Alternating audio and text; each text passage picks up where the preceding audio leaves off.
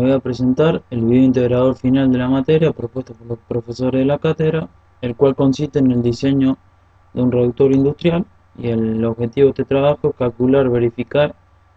y adoptar los diferentes elementos de máquina del mismo, como el eje de entrada, el eje de salida, los engranajes, rodamientos, acople y chaveta. Con los datos de entrada, como por ejemplo la potencia y la velocidad angular de entrada, y algunos datos geométricos prefijados, se construyó una tabla de Excel en la cual con la misma se calculó la circulación de potencia para el mismo y los esfuerzos en los distintos elementos de máquina del mismo. A continuación se procedió con el cálculo de los ejes por el programa mDesign, en el cual el mismo nos dio los diferentes resultados, como por ejemplo el diagrama de cuerpo libre, el diagrama de esfuerzo interno y deformaciones, en el cual podemos observar las secciones críticas y en la misma calcular la tensión equivalente de Von Mises y con la misma calcular el FOS. En el primer eje el FOS nos dio 4,12. En el segundo eje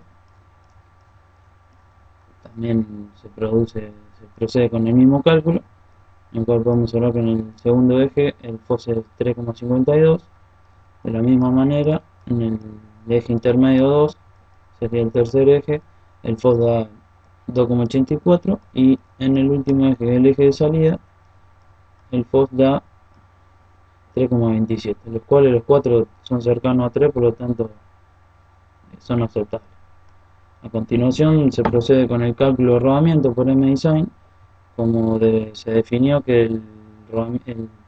reductor gira para un solo sentido. Se va a usar dos tipos de rodamiento, que son los helicoidales, los cuales soportan carga radial y la totalidad de las cargas axiales, y en el otro extremo se usa un eje común a rodillo o bola, en el cual solamente soporta carga radial. Acá está todo el cálculo de los rodamientos. A continuación se procede con el cálculo de los engranajes, en el cual también se utilizó el programa mDesign, y a continuación se coloqué una tabla en la cual aparecen datos de entrada y resultados que tuve con el programa, como el paso diametral, el ancho de cara, los números de dientes y la dureza en brina.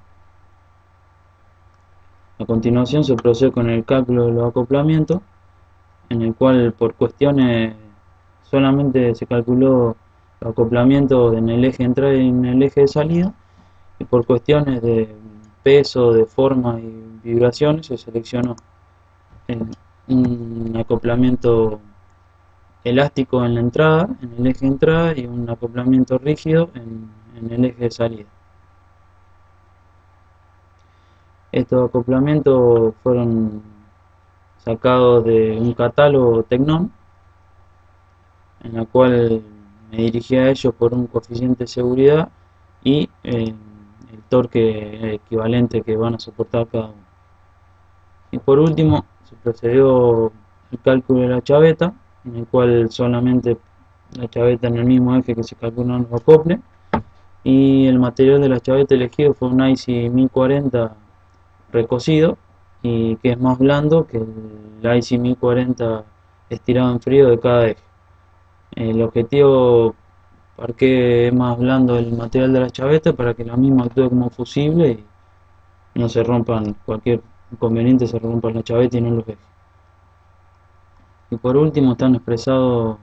las conclusiones, en el cual que según la lista de propiedades del diseñador vista en clase se concluye que en este trabajo solo se hizo énfasis en cinemática y dinámica y estática, ya que partimos un esquema donde las especificaciones y diseño de construcción y de montaje ya fueron propuestas anteriormente. Y el programa igualmente tiene un poco en cuenta algunos factores como impacto, desgaste y fatiga.